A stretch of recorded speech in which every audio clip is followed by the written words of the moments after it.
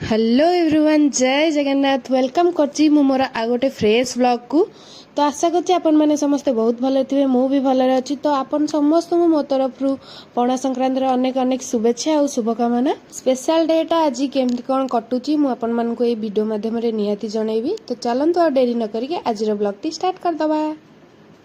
तो एठी फास्ट जेहेतु चौरारे आज पूजा हम टिके, तो सेथिपाई एठी बाबा तांकर सिक्का बंदाबंदी कार्यक्रम रे लागी पड़संती। तो एठी चौरारे जहाँ भी सब पूजापूजी अच्छी ताकू सारी सारा पर पुणी आम मंदिर जीवु। तो एठी बाबा फास्ट नुआ सालुकना आ शंखा भिड़ी देले, देन तापरे कपड़ा भिड़ी सारिबा परे मामा एठी तार आसिकी जहाँ भी सब पूजापूजी सी तार करिथिला। देन तापरे आमे सब बाहरी पड़थिलु मंदिर, काइना ऑलरेडी बहुत लेट हो जाइतला। तो एठी आमे जाउचु मु सुहानी जुलाना आ आंदेई सीमा पिलाटा 9टा बेलू फोन कलिनी मु आसे आसे बोली अलता लगौची आ चईनी हेकी देखुनु मंदिर जाई की ड्रेस पिन के आइची कथा की ड्रेस पिन के आइची पूरा फैंसी 9टा बेलू ए दी जन को मु अपेक्षा करी अलता लगेई सिंदूर लगेई नाली टिकिली लगेई एते दूर आसनी मु करि पारुनी।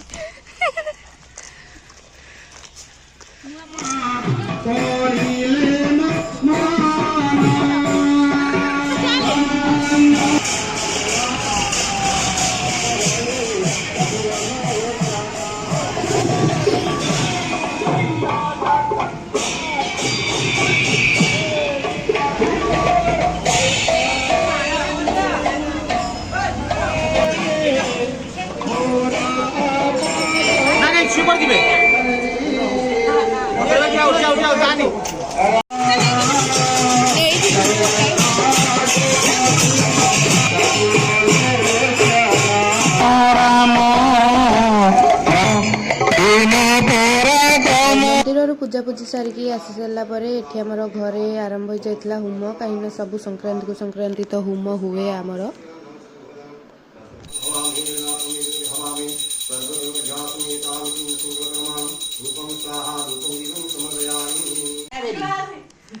आंदे खाई के जा काई नेउ छु काई की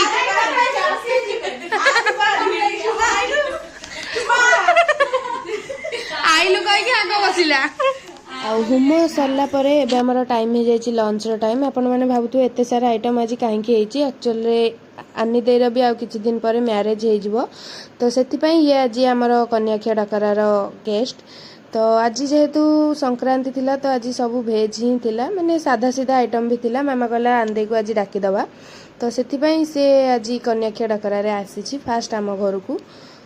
तो आर ऑलरेडी रिंग सेरेमनी सरी गलानी, हेले रिंग सेरेमनी रो ब्लॉग टा मु एजाय अपलोड करनी काइना टिके टाइम हे नथला। तो सेति पई एडिटिंग भी किछि कर पार नथली, हेले मु ट्राई करी बहुत जल्दी आर रिंग सेरेमनी ब्लॉग टा अपलोड कर दबा। तो एठी सब खियापिया सरला परे आमे तापरे टिके बसिकी गपसप करथिलु। देन तापरे से माने सब तांका घर को जाइतले। तापरे जेहेतु आज पणा संक्रांति तो मु लागी पड़ती एठी पणा बनैबा पई। पणा बनैबा पई देखि परथिबे तो आपण माने जहाँ भी सब मु नेइची, आपण माने चाहिले मोर शॉर्ट्स ब्लॉग रे भी देखि परिबे, मु ऑलरेडी पकई सारची। तो पणा बहुत टेस्टी भी हेइथिला। तो ब्लॉग टी को मैं एठी एंड करची। जदि मो ब्लॉग टी भल लागितो ताले निहाती भाबरे लाइक कमेंट शेयर कर देबे एंड सब्सक्राइब भी कर देबे। रहिली पुणी देखा हबो गोटे न्यू ब्लॉग रे। टाटा।